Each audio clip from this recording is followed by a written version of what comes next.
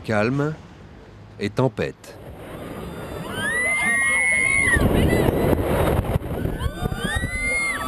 Petit matin zen ou soirée d'ouragan sonore et visuel, vitrines, coulisses, jour, nuit, c'est parti pour une descente sur la foire aux deux visages. Premier stop, un matin calme au Miam Miam. Et bien là pour le moment c'est le grand calme, après avoir passé un beau week-end avec beaucoup de monde, donc on aime bien venir le matin, que ce soit un petit peu calme, pour qu'on reprenne un petit peu nos esprits. Il n'y a jamais de monotonie, c'est toujours, on fait plein de choses, on découvre plein de villes et à chaque fois c'est différent. C'est ça qui est bien. C'est la diversité qui est intéressante dans ce métier. Ah, j'oubliais, Madame Miam est mariée au patron des forains. Oui, vous pouvez m'appeler Madame la Présidente, bien sûr. Pendant ce temps-là, pour la toute première fois dans votre ville, nouvelle sensation à l'époque Voltige.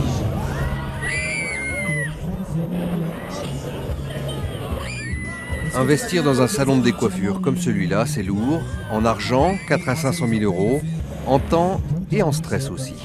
Disons que le risque zéro n'existe pas, on est toujours à la merci d'une panne ou d'un petit souci, mais on fait tout consciencieusement pour que ça ne se présente pas. C'est très fatigant et cette profession-là, il faut que chacun soit un peu polyvalent. Parce que comme vous voyez, là je suis dans l'électricité, il faut faire de la mécanique. Il y en a d'autres qui font des pâtes, font de la cuisson, font un petit peu de la peinture, de l'entretien. Il faut faire de la gestion maintenant. Il faut être rigoureux avec les assurances, avec le matériel roulant. Donc évidemment c'est très très fatigant, c'est très prenant. C'est une profession où on ne peut pas compter ses heures parce qu'on travaille le week-end. Il faut être à la disposition du public et c'est là où nous gagnons notre vie.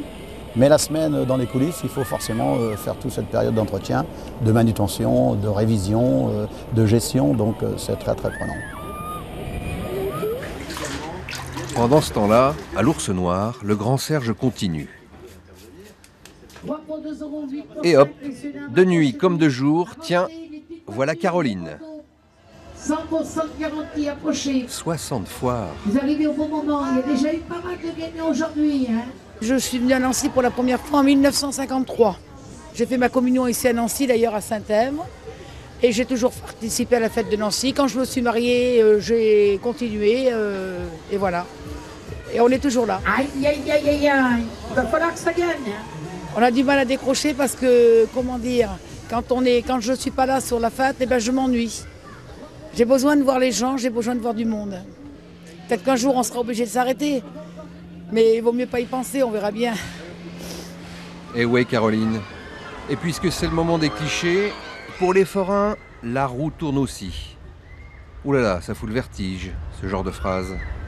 Et à force de voyage, de bruit, la grande horloge tourne parfois encore plus vite pour les forains que pour les autres. Pendant ce temps-là, en poste depuis 6 h du mat, le grand Serge attaque sa deuxième demi-tonne de patates de la journée. Et des histoires de famille qui vous retournent les émotions comme une crêpe, il y en a presque à tous les stands. Voici les sœurs mères. Bah oui, c'est leur nom. On a repris la fête familiale il y a 4 ans. Et autrement, on a toujours travaillé avec nos parents. Toujours quasiment, oui. On est nés dedans. Dans le même moule. Depuis qu'on dépasse le comptoir. Après des sourires comme ça, je comprends toujours pas pourquoi moule à gaufres est un juron. Et mine de rien, l'horloge tourne, ça fait 7 siècles qu'il y ait une foire à Nancy. Eh oui mon gars. Et ça fait 13 ans que le grand Serge contrôle les patates une par une tonne par jour, bilan. Puis j'ai commencé à faire les patates à l'Ours Noir, à peu près 1300 tonnes. 300 tonnes, on compte une centaine de tonnes sur l'année, approximativement, un peu plus, un peu moins. Voilà.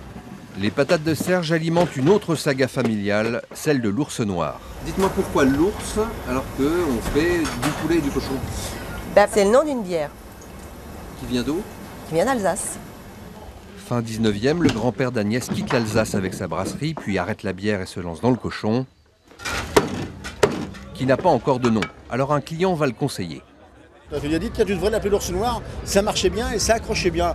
Mon père qui cherchait un nom, et hop, c'est bon, il y a l'Ours Noir, sans savoir ce qu'il en était, quoi.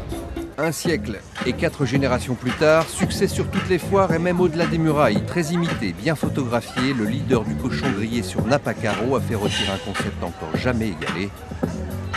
La recette, qualité, rapidité, rigueur, produits frais et régionaux, ambiance, famille et fidélité, mais pas que. Sérieux, sans se prendre la tête, hein, parce qu'on est quand même sur la fête foraine. Hein, on est voilà Pour déprimer, parce que pour servir les 1500 couverts par jour, 15 personnes en salle. Parmi elles, il y a Cathy, employée fidèle, modèle. C'est la chérie du grand Serge. Et le grand Serge, à l'âge de la retraite, il pourrait se reposer. Eh bien non, la tonne quotidienne de patates, les foires, les voyages, les villes, c'est pour Cathy. Ça, Cathy. Ah, l'amour. Voilà, sensation maximum, c'est bon, Air Max, sensationnel.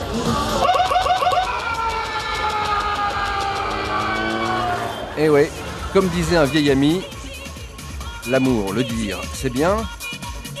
Le foire, c'est encore mieux. Pas vrai, mon gars ?